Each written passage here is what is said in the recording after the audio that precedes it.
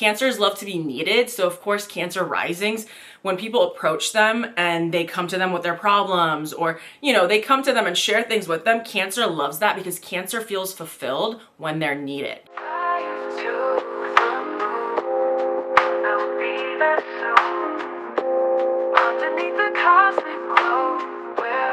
What's good, you guys? Welcome back to the channel. I hope you're having a wonderful, wonderful day. And today we are back with a new series.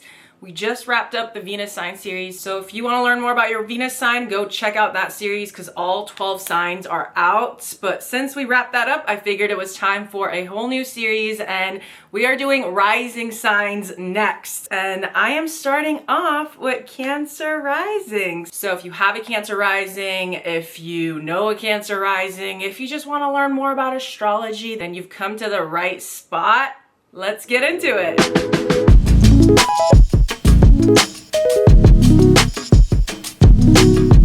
Okay, so Cancer risings. This is the person that will genuinely make you feel safe as soon as you meet them.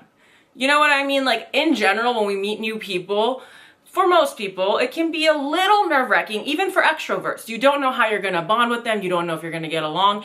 Cancer risings in general are the types of people that when you interact with them for the first time, you just feel safe. There is just this nurturing energy that they have for everyone around them. They're just exuding this nurturing energy that, you know, most people want to be around, you know? Their entire life is filtered through a lens that focuses deeply on emotions and intuition, and they genuinely feel every single shift, no matter how subtle it is. Cancer is so sensitive like that. So Cancer rising is very, very intuitive and very much notices any sort of energy shift, and it affects them deeply. They can be hypersensitive because of that as well. So because of their own emotions and because they're feeling everyone else's emotions. And like I said, Cancer risings give off the most nurturing energy. They can pull you in with their comforting aura, which will more than likely make you share things that you typically wouldn't share with a stranger. That is just how it goes.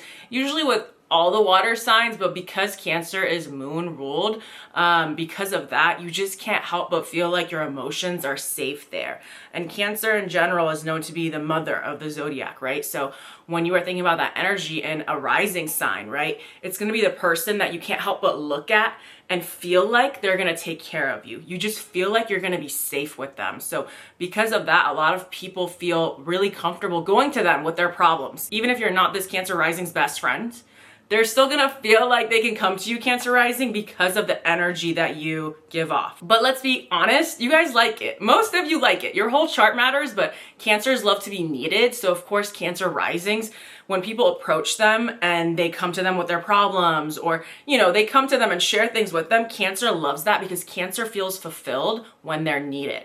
Now, in terms of what they look like, because your rising sign has also a lot to do with physical features, right? So one of the things that I think makes Cancer risings look like Cancer risings is their moon-shaped eyes and usually their round face.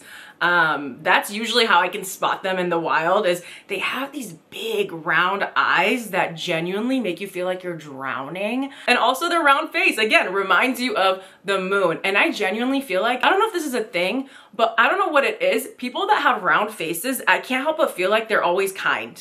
I'm not saying that's a fact. Fact check it if you want. I don't think it's a fact.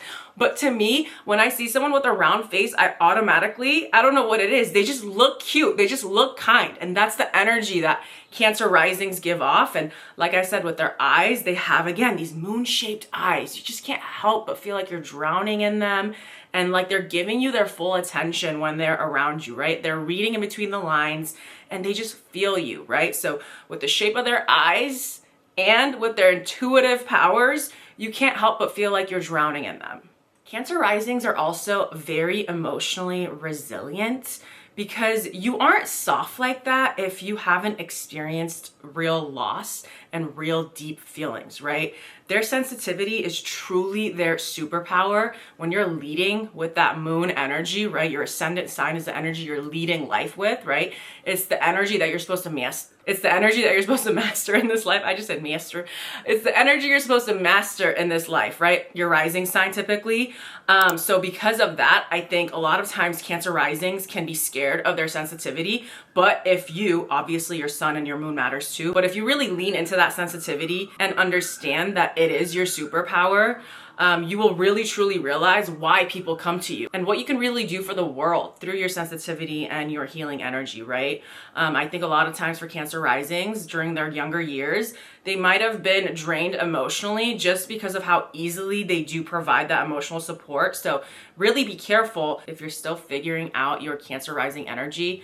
Really be good at setting those boundaries because, you know, like I said, the energy you're giving off is that you're open, you're this maternal figure, you invite everyone to come to you with their problems, but you have to have solid boundaries. Otherwise, everyone is going to feel called to come to you. And because you want to be available to everyone, you're going to forget to nurture yourself. And that's when your emotions are going to be all over the place.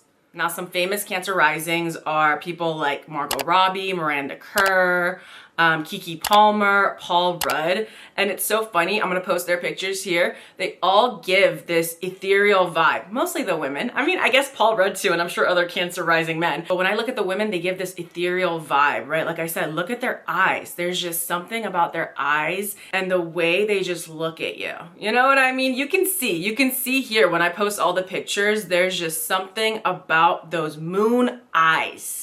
Also, when you have a Cancer rising, you have Capricorn in the 7th. So these individuals are attracted to partners that are very, very disciplined, responsible, and stable in every aspect of their life, right? So your 7th house in astrology is the type of partner that you genuinely want, you know? So obviously when you have a Cancer rising, your 7th house is Capricorn. That's actually funny because I'm a Capricorn rising and my 7th house is Cancer. So I want partners that are nurturing and soft and will kind of, you know, take care of me. Which is crazy because I'm a Capricorn rising. I would never admit that. And here I go admitting it in front of the whole world, you know? So because of that, I think a lot of times Cancer risings are going to be wanting people that are strong in that sense, you know? But that doesn't mean that you're not strong. You're just strong in a different way, Cancer. You know what I mean? So even though Cancer risings are very much open to expressing their emotions and feel like an open book when it comes to intimacy, they are looking for the real deal when it comes to commitment. Because the crab is quite protective of itself and how soft it is on the inside. And the more mature you get, the more you'll start to protect, you know, the softness that you have inside of you intentionally, right? They're the types to make you feel safe and seen and accepted, but that doesn't mean that they overlook all of your red flags. You know, they can be very perceptive when it comes to what people are hiding, and their intuition doesn't let them sleep if they meet people that make them feel sus. You know, Cancer cannot let it go.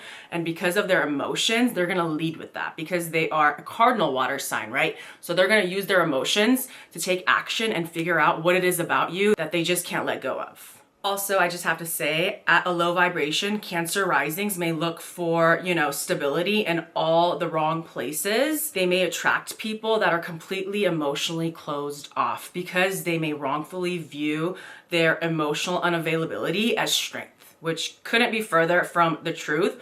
But Cancer risings will step into their full power when they realize that they can easily provide that sense of safety and security for themselves. You shouldn't ever have to work for someone to open up to you. Either they want you or they don't. And their answer has nothing to do with you. So don't take it personally, which I think is very, very hard for Cancer placements. That is something that you guys truly need to master, is not taking things personally. But because you're moon ruled, you just can't help it. But try to work on that because then it'll make you feel like you can lead life in a more stable way. All right, you guys, and that is the end of the Cancer rising video. Let me know if you have a Cancer rising, or let me know what rising sign you have and if you're excited for yours. I hope you're having a beautiful week. Don't forget to subscribe, comment. I will see you later this week for Yap Therapy. Bye, you guys.